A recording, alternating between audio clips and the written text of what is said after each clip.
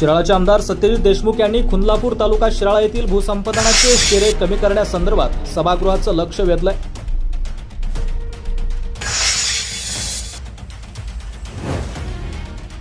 धरणग्रस्त व अभयारण्यग्रस्तांचे प्रश्न सोडवण्याकरता आमदार सत्यजित देशमुख यांनी विधानसभेत विनंती केली आहे।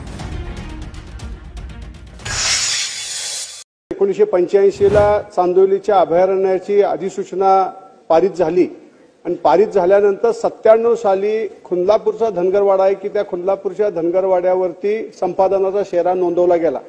आता वास्तविक पाहता संपादनाचा शेरा ज्यावेळेस आपण नोंदवतो त्यावेळेस त्याला विहित अशा पद्धतीची नियमावली असते। त्यामध्ये पहिल्यांदा तुम्हाला 11 खाली अधिसूचना काढायला लागते आणि नंतर परत त्याची संकलनाची प्रक्रिया जी आहे ती परिपूर्ण केल्यानंतर मग ह्या सगळ्या प्रक्रिया करायला लागतात।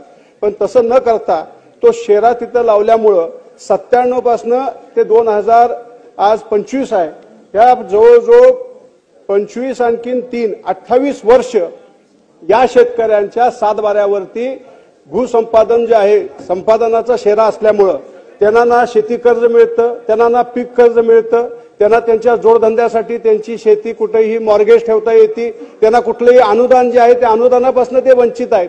आम्ही सगळ्या मंडळींनी मागच्या असणाऱ्या सगळ्या कार्यकालामध्ये जेवढा काही प्रयत्न करता येईल तेवढा प्रयत्न करून त्या असणाऱ्या त्या धनगरवाड्याला नागरी सुविधा दिल्या, शाळा दिल्या, तिथं असणाऱ्या बालवाड्या दिल्या, समाज मंदिरं दिली, अप्रोच रस्ते दिले, राहण्यासाठी अशा पद्धतीची सुनियुक्त अशी परिस्थिती तिथं निर्माण केली।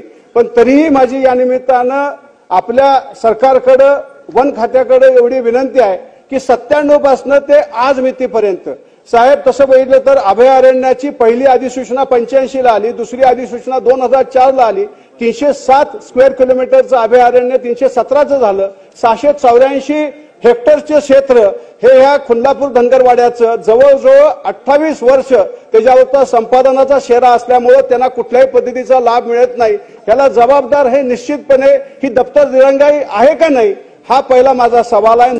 आदरणीय मुख्यमंत्री साहेब ज्यावेळेस मुख्यमंत्री होते त्यावेळेस त्यांनी काढलेला जो प्रकल्पग्रस्तांचा आणखीन वसंतांसाठी जो GR आहे तो परत एकदा अंमलात येणार का?